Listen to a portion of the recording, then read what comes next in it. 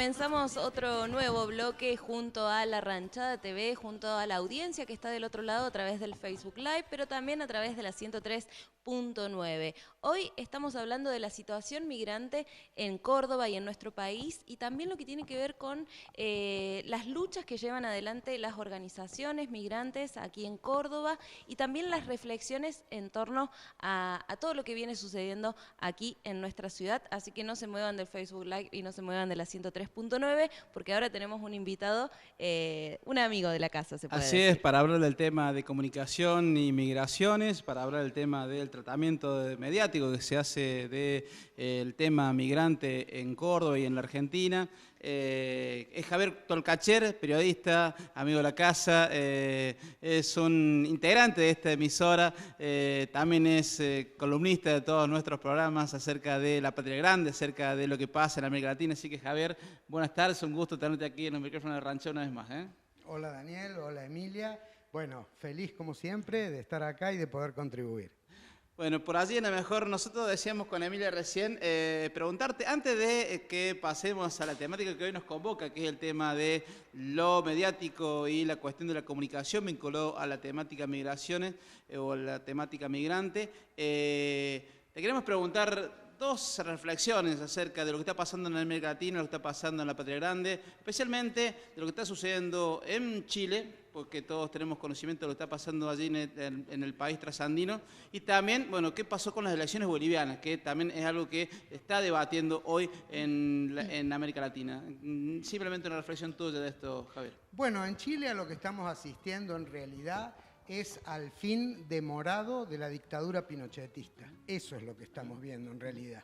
Porque formalmente todos sabemos, digamos, que Pinochet dejó el poder mediante un plebiscito en 1988, pero luego de eso hubo todo un régimen continuista, es decir, en 1980 Pinochet hizo votar una constitución que inclusive lo ponía a él como senador vitalicio del país, que todavía debe ser muerto y todo, todavía debe estar de senador vitalicio, y bueno, implantó, digamos, un sistema neoliberal a ultranza, porque los economistas que llamó eran aquellos alumnos de Milton Friedman en Chicago, los famosos Chicago Boys, que trataron de implantar en Chile un modelo de cómo debería ser, de acuerdo a ellos, la economía en estos países, ¿no? Esto dura hasta hoy. Chile es el país con la mayor desigualdad de toda Latinoamérica. Todo es privado, hasta el agua es privada. Solamente, digamos, el cobre, que es un recurso natural fundamental en Chile, en parte, digamos, otorga recursos al Estado. Es el único, digamos, pero todo lo demás es privado. Tal es así que sacamos un comunicado recientemente con otros comunicadores donde decíamos que cuando lo único público es la violencia, es preciso decir basta. Y eso es lo que está haciendo el pueblo chileno exactamente. Es decir, ha salido masivamente a la calle, iniciado por los estudiantes que se saltaban los molinetes del subterráneo por un pequeño aumento que hubo, pero fue simplemente la gota que rebalsó el vaso. Hoy el gobierno ha intentado bajar los decibeles, ha ofrecido algunas compensaciones de inmediatez, pero el pueblo está en la calle y exige la renuncia del presidente, exige asamblea constituyente, es decir, estamos viendo una revuelta popular muy diversa con sectores sociales, sectores estudiantiles, que lo que quieren es que se termine con el régimen pinochetista ampliado que estamos viendo. Bueno, y esto se repitió en Ecuador, o sea, antes en Ecuador también, cómo fueron las luchas, en este caso, de los pueblos originarios, en un pedido también muy fuerte a no al FMI y no a estos aumentos injustos. Me parece que hay ciertos países en Latinoamérica que sus ciudadanos y ciudadanas están reaccionando ante el FMI, hasta la inclusión de Estados Unidos en Latinoamérica, ¿no? Así es, así es. Sobre todo todo a medida que afectan directamente, digamos, el costo de la vida de la gente, digamos, esa es como la chispa inicial, pero después alrededor de eso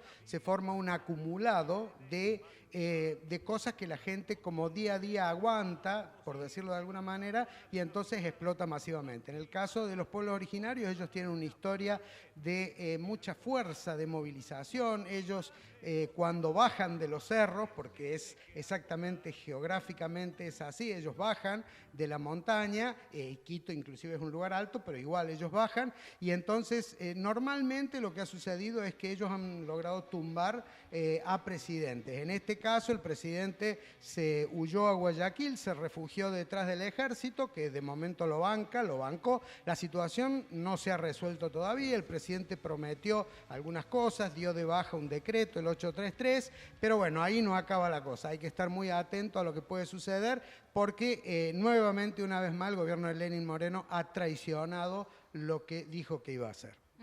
Con lo que pasa en Ecuador, con lo que pasó en Chile, con lo que puede llegar a pasar en la Argentina, ¿empieza a estar herido de muerte el neoliberalismo en el continente o no?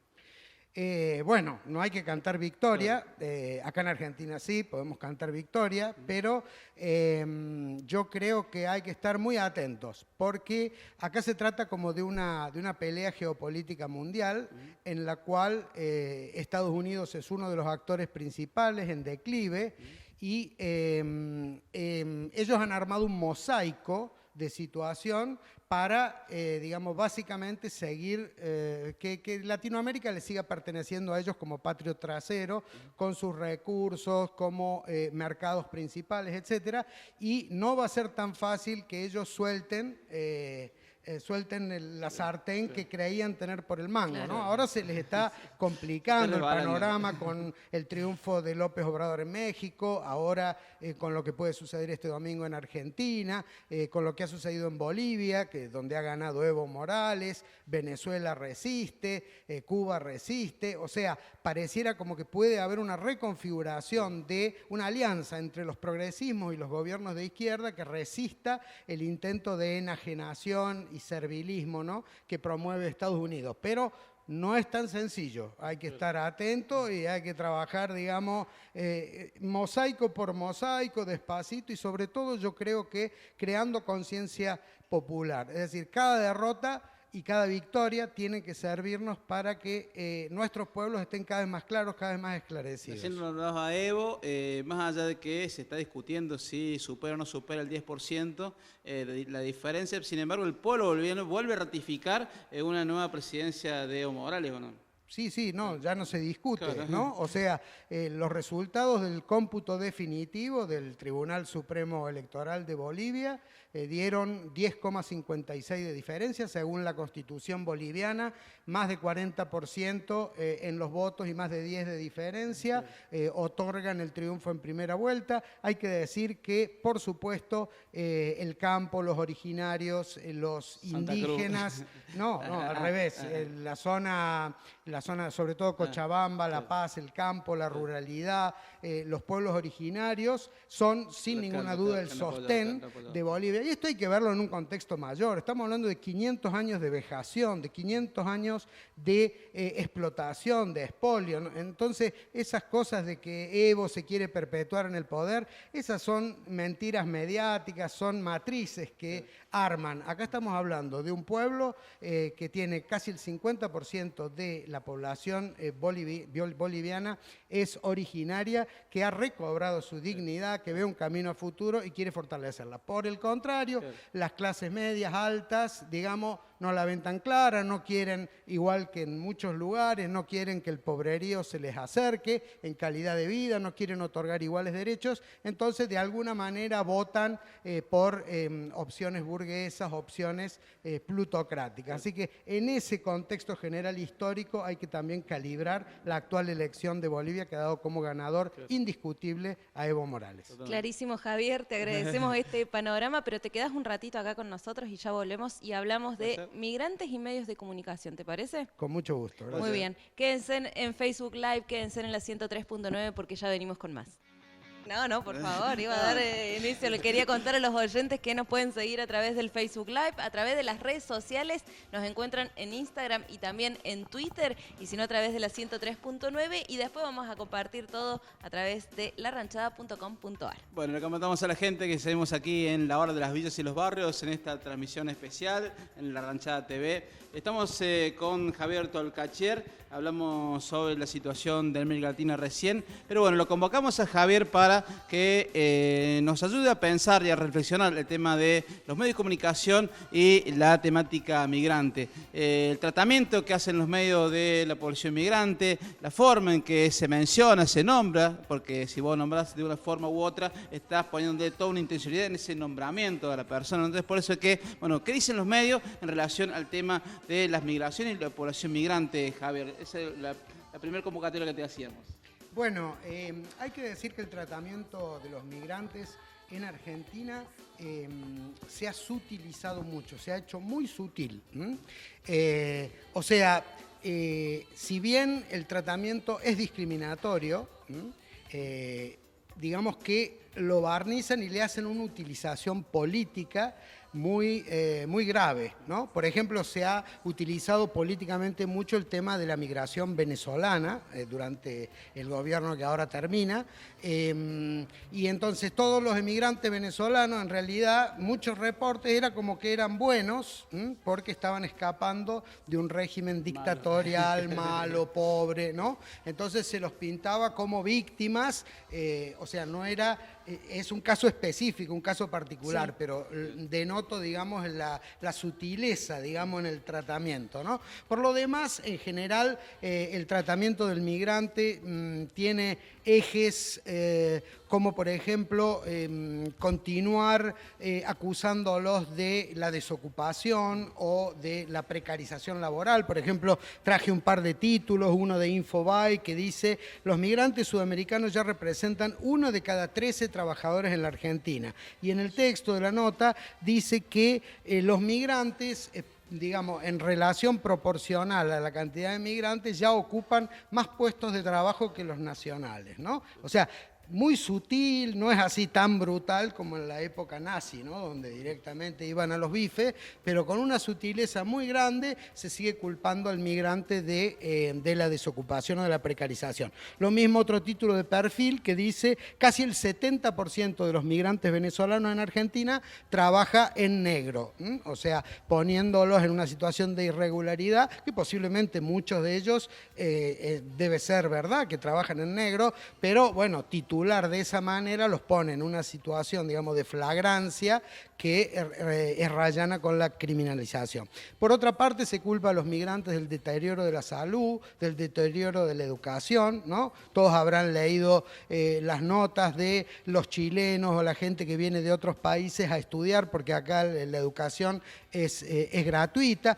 En esto hay toda una utilización también subliminal, política, que es que en realidad no es que no hay que dejar que vengan, sino que hay que cobrarle los servicios. O sea, es por el lado, digamos, de la privatización o de la mercantilización de la educación y la salud. Por eso decía que hay cráneos muy sutiles en todo este tema. Y por supuesto está un tercer eje muy importante, que es el tema de ligar al migrante con, bueno, lo que ya se estaba hablando, ¿no? Con la criminalización, con la delincuencia, con el aumento de la inseguridad. Hay un estudio hecho por Caref, digamos, que da por tierra con ese cuento, ¿no? Dice que, por ejemplo, la población carcelaria en Argentina es muy similar al porcentaje de migrantes que hay. O sea que no hay una sobrepoblación, o sea, no hay más... digamos, extranjeros en la cárcel, o sea, un mayor grado de delincuencia en la población extranjera, sino que es, digamos, proporcional a la cantidad de población que hay. Esos son algunos, digamos, de los trazos básicos. El silenciamiento de la voz, hay muy poca participación del migrante en los medios hegemónicos, bueno, por ahí. Y hay una estigmatización muy fuerte, ¿o no? Digamos, inclusive hasta con mucha agresividad en algunos casos, ¿no?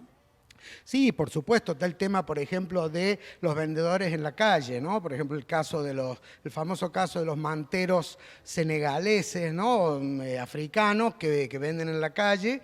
Ahí, por ejemplo, Clarín titulaba, tengo por acá, Clarín titulaba "Manteros senegaleses a las piñas con la policía durante operativos de desalojo en Once y Flores", ¿no? O sea, como diciendo, bueno, a las piñas, poco serio el titular, bastante como de amarillista, pero muestra, digamos, cómo, se pone a esa población vulnerable en situación de criminalización. Por el contrario, es interesante traté de rescatar en los medios comunitarios cómo ese hecho fue... fue tomado, fue graficado, ¿no? Ahí había una nota, por ejemplo, de Radiográfica de Buenos Aires que retrataba exactamente lo mismo, y ellos indican, la nota dice: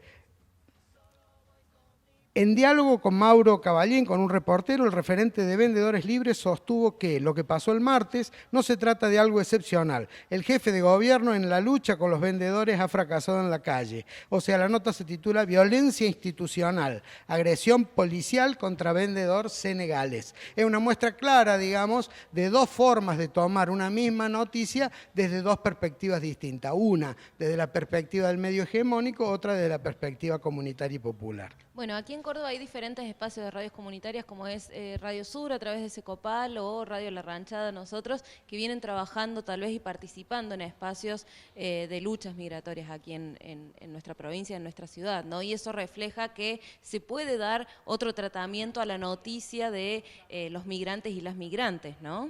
Y por supuesto, porque ante todo, hay que decir, ante toda categorización, hay que decir que un migrante es un ser humano, un ser humano igual que yo, que vos, que todos los otros. Entonces, primero tenemos que hablar de los derechos humanos, por eso migrar es un derecho humano. Tenemos que hablar de la realización de los derechos humanos para todas y todas, migrantes, no migrantes, ¿no es cierto? Entonces, en ese contexto, creo que que hay que comenzar a hablar de la migración. Por otra parte, es muy importante el trabajo que hacen las radios comunitarias en incluir al migrante a la vez en la igualdad y en la diversidad. ¿Qué quiero decir? En la igualdad porque los migrantes son parte importante de la vida social comunitaria de nuestros barrios, de nuestras ciudades, de nuestro país, en todos sus aspectos, y entonces retratarlos en la igualdad, es decir, incluirlos como parte de esa vida social, sin diferenciarlos como migrantes, es muy importante, ¿no? Pero a la vez, eso es estimular la participación, la igualdad de derechos. A la vez, también es muy importante tratarlos en su diversidad por sus necesidades especiales, pero también por la riqueza que aportan a nivel cultural, ¿no? Por ejemplo, la celebración del Día de la Pachamama, o por ejemplo, leía toda la cobertura que hizo FM Bajo Flores, por ejemplo, del tema de las elecciones bolivianas, de principio al fin, incluso brindando servicio a la comunidad migrante. Parte del empadronamiento, el consulado lo hizo en las instalaciones de FM Bajo Flores. Bueno, son distintas formas de ver la realidad de personas que por distintos motivos han debido o han querido simplemente moverse de su ubicación original.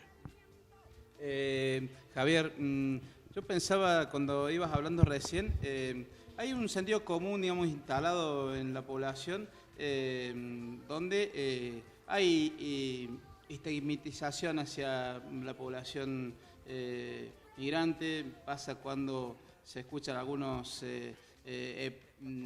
sobrenombres y de identificar a una determinada hinchada de fútbol con el nombre de boliviano, tratando de denigrar, ¿no es cierto? O Paragua, tratando también de denigrarlo. Y eso hace que los medios de comunicación sean la caja de resonancia de ese sentido común. ¿O son los medios de comunicación que moldean el sentido común o el sentido común que le pone contenido a los medios de comunicación? Bueno, una pregunta difícil, una pregunta muy difícil. Lo que yo creo que hacen los medios de cualquier manera es realimentar, ¿no? A veces inventan la realidad y otras veces la realimentan, ¿no? Entonces, Una cosa puede surgir del nivel popular perfectamente, ¿no es cierto? Nosotros de chicos estamos acostumbrados que el chino, que turco, le decimos a cualquiera y resulta que es de Siria, de Líbano, de cualquier otra parte. Eso es popular en Córdoba, ¿no? Llamarnos con apodos, con cosas, más perdido que turco en la neblina. Bueno, todas esas cosas que van como circulando en el saber popular, que también son saberes, ¿no? No hay que decir, oh, no, eso existe. Sin embargo, los medios tienen mucha responsabilidad frente a eso y entonces uno puede comprender, digamos, y peraltar la parte buena, la parte amistosa, la parte cariñosa, la parte afectuosa, la parte integradora, ¿no?, que existe en la Argentina también, en el pueblo, respecto a la migración, pero también diferenciar aquellos aspectos que no convienen, que no suman, que no hacen crecer la relación social. Entonces, yo diría que es una mezcla y que los medios tienen una clara responsabilidad, como lo ha establecido la Defensoría del Público, ¿no?, que ha dado muy claras recomendaciones respecto a cómo tratar, digamos, la perspectiva migrante, el tema migrante, que requiere como una atención especial, sobre todo en estas épocas como de crecimiento de la desocupación, de crecimiento de la violencia, como para prevenir justamente todo tipo de discurso de odio, todo tipo de discriminación y todo tipo de xenofobia. Muchísimas gracias por sumarte y ayudarnos a reflexionar un poco sobre la situación de los migrantes y los medios de comunicación. Gracias a ustedes por el espacio y siempre dispuesto. Gracias. A ver, Torcacher. Claro que sí. Quédense porque todavía queda mucho más La Ranchada TV especial de migrantes en Córdoba. En un ratito vamos a estar charlando con integrantes de la campaña Migrar no es delito y de la Unión de Colectividades. Ya seguimos con más. Dale, gracias